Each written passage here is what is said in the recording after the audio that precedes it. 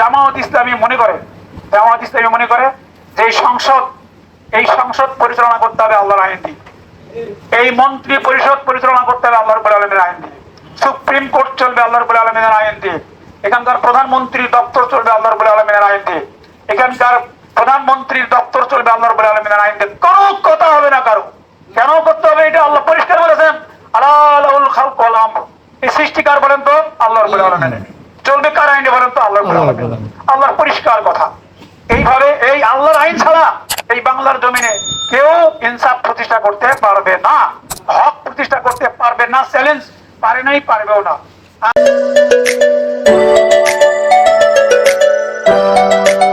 আল্লাহ রাব্বুল আলামিন তাদেরকে যে আমানতের দায়িত্ব দিয়েছেন, পরিষ্কার আমানত বলতে তাফসীর কারকগণ লিখেছেন, মাআরিফুল কোরআন খুলে দেখবেন, আমার নিজের কথা না, এখানে পরিষ্কার বলা হয়েছে আমানত মানে ভোট। ক্লিয়ার কথা আর কি, আমানত মানে ভোট।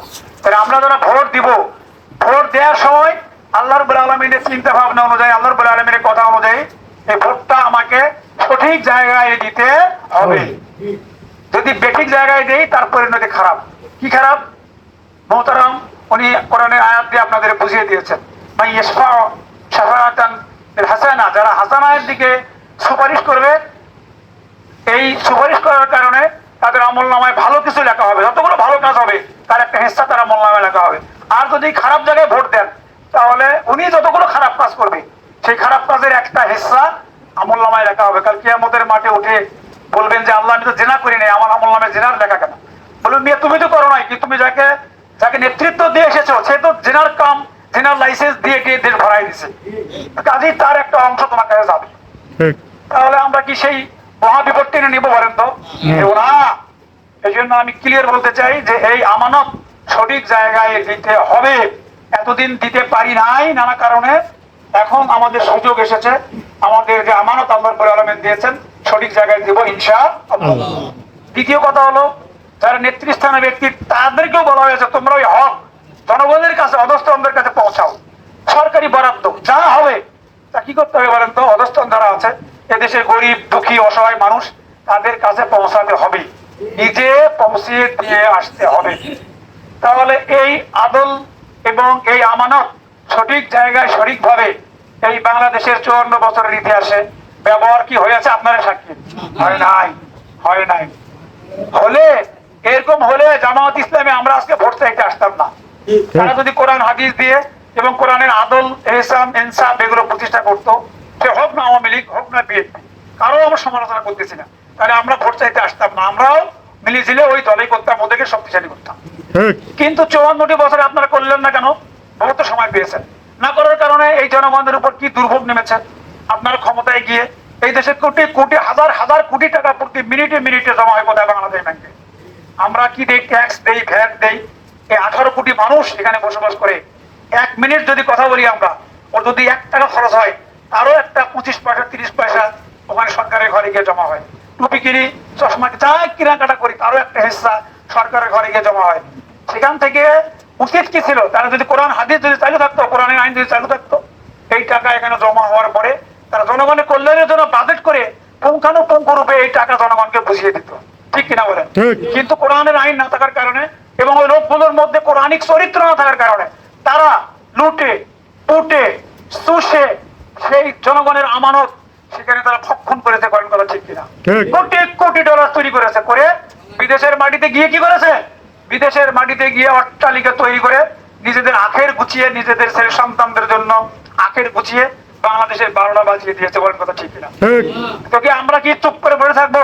এই দেশে তৌহিদি জনতাকে আঙ্গুল চুষবে, তোমরা চোরের মতো সারা দেশ শেষ করে দিবে, চোরের মতো সমস্ত দেশ লুণ্ঠন করে বাংলার মানুষের 12টা বাজিয়ে দিবে, আর তৌহিদি জনতা বাংলাদেশের সচেতন মানুষ বসে বসে আঙ্গুল চুষবে সারা জীবন। এটা মনে করেছো এটা হতে দেওয়া যাবে না, মগের মূল্য নয়। এদেশে সচেতন মানুষ আছে।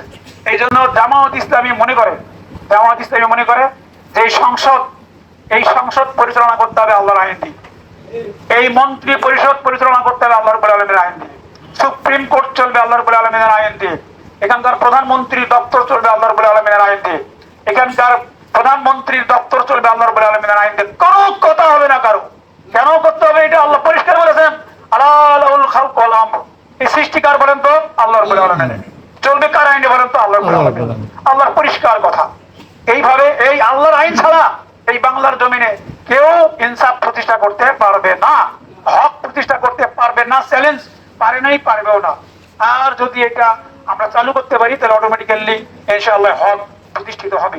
এখন একটা কথা আছে, যাই লঙ্কা যায় তাই হনুমান হয়, এই কথাটা বলে কিন্তু অসম্ভব। আমি চ্যালেঞ্জ করে বলছি, আল্লাহর রাব্বুল আলামিনকে সাক্ষী রেখে বলতেছি, এখানে জান্নাত কামাই করতে এসেছি, এখানে জাহান্নাম কামাই করতে আসি নাই।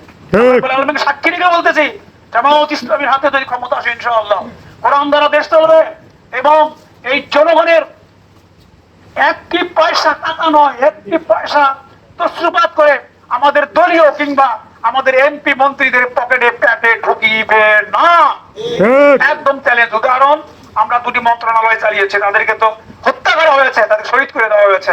সেখানে আদৌ পর্যন্ত আন্তর্জাতিক এবং দেশীয় তারা অনেক চেষ্টা করে কোন প্রকারের দুর্নীতি বের করতে পারে নাই। তাহলে আমরা এই নীতিতে আমরা আল কোরআন দিয়ে দেশ চালাবো ইনশাআল্লাহ। এখন বাইরে গিয়ে এই চোরেরা এখন আসতে পারে না কেন ক্ষমতায়, এই কথাটা বলে আমি শেষ করবো। আসতে পারেন এই জন্য, আমরা গ্রামে কথা আছে একটা, চোরে চোরে কি বলেন তো? মাস্তাতো ভাই। চোরাই চোরাই মাস্তাতো ভাই। এখন সবাই তো চুরি করেছে, বিদেশে গিয়ে টাকা জমাইছে, ওদিক ওদিক মিটিং সিটিং করে ভাই তুইও তো চুরি করছিস, মো তো চুরি করছো।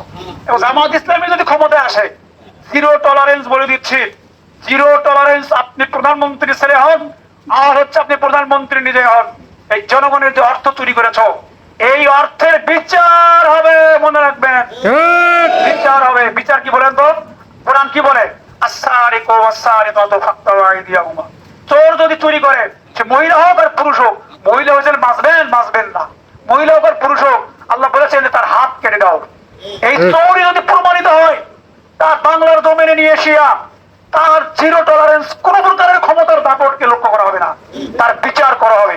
এই ভয়ে এখন ওরা এখন সবাই জড়সড় হয়ে এখন এখানকার আর্মি বাহিনী, এখানে পুলিশ বাহিনী, যাকে তাকে যেখানে যত্র নিয়োগ দিয়ে কানাকানি ফুসফুসানি সবকিছু করে ভাই জোট না হয়ে এখন খবরদার, সাবধান থাকেন, কি চাও দিচ্ছি।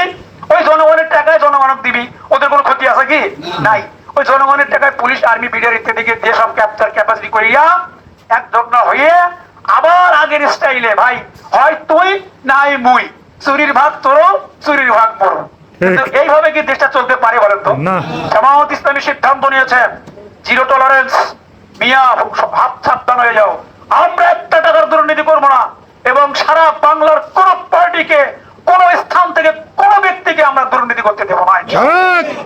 আমরা সিদ্ধান্ত নিয়েছি 300 আসনে ইলেকশন করব। সারা বাংলার মানুষের কাছে আমরা এই আসনের উপহার দিয়েছি। বাংলার মানুষ যদি গ্রহণ করে, এটা বলতেছি আপনাদেরকে, করলে করেন, যদি না করেন আবার এই মজার মধ্যে থাকেন, অসুবিধা কি? আমাদের তো কোনো অসুবিধা নেই, অসুবিধা আছে কি? আমরা বলতেই থাকবো, আমাদের কথা বলতেই থাকবো। এটা আল্লাহর রাব্বুল আলামিনের কাছে জবাব দেওয়ার